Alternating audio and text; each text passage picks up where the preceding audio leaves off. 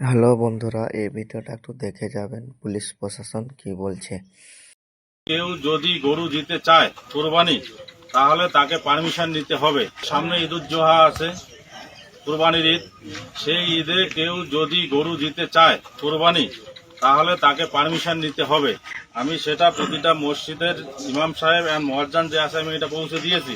সেখানে আছে যে একজন পঞ্চায়েত এলাকার পঞ্চায়েত সমিতির মেম্বার এবং একজন ভেটেরিনারি ডক্টর সে পারমিশন দিবে।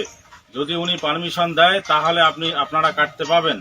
তো সেটা কোনো খোলা জায়গায় না, সেটা কোনো জায়গায় ঘিরে তার মধ্যে করতে হবে।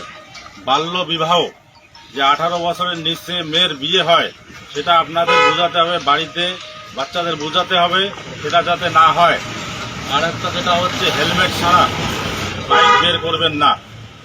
এই নিয়মগুলো যদি না মানেন, আইন অনুযায়ী যে ব্যবস্থা গ্রহণ করার সেটা প্রশাসন নেবে।